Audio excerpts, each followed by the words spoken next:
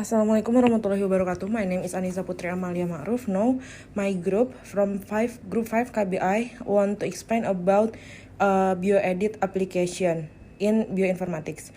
First, we open the file and to the bioedit dan muncul seperti ini. Lalu bisa kita klik pada bagian edit, lalu ada copy format.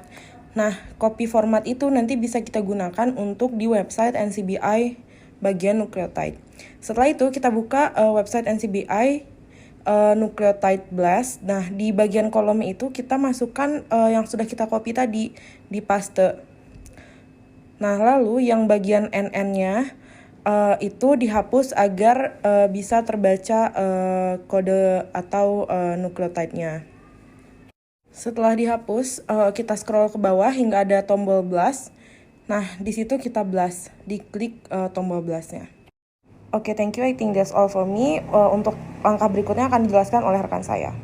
Oke, terima kasih Anissa. Selanjutnya saya akan menjelaskan setelah kita blast. Di sini akan terlihat tampilan sequence producing alignment, yang mana di sini akan menampilkan data-data yang terkait atas spesies yang memiliki DNA seperti yang pada kita bioedit sebelumnya.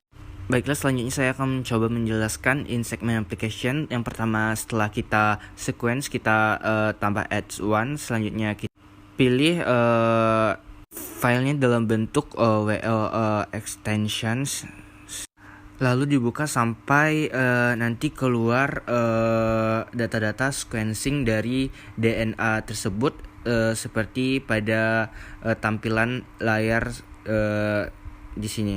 Selanjutnya akan dicoba dijelaskan oleh rekan saya. Oke, thank you Ryan. Jadi setelah kita lakukan pensejajaran antara forward dan reverse entah dari data kita tadi bisa kita cek apakah dia sudah mencakup gitu antara sequence yang mau kita edit gitu atau mau kita align. Nah, selanjutnya kita bisa melihat apakah ada bahasa-bahasa yang tidak lengkap antara misalnya dari sequence 1 dan sequence 2. Nah, kita bisa melakukannya dan kita bisa menceknya pakai menggunakan segmen ini. Caranya adalah setelah kita cek, nah itu bisa kita lihat kembali sequence-nya pada aplikasi segmen ini. Dengan kita juga bisa melihat yaitu bagaimana gelombang yang ada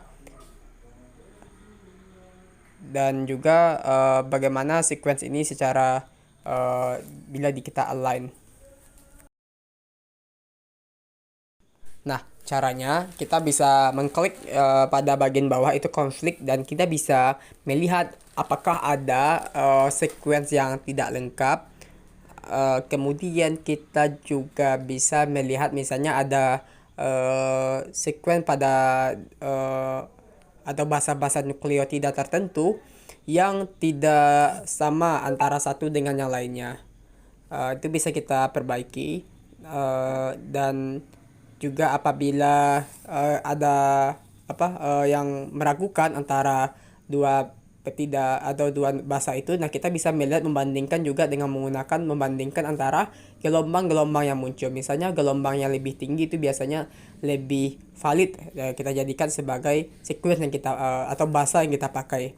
Nah, itu kita bisa menggunakannya dan kita bisa mengalign antara sequence yang satu dengan yang lainnya sehingga kita bisa mengalignnya dan bisa mengolah datanya lebih lanjut. Sekian. Oke, baiklah. Sekian dari kelompok kami. Semoga ada ilmu yang dapat diambil. Wassalamualaikum warahmatullahi wabarakatuh.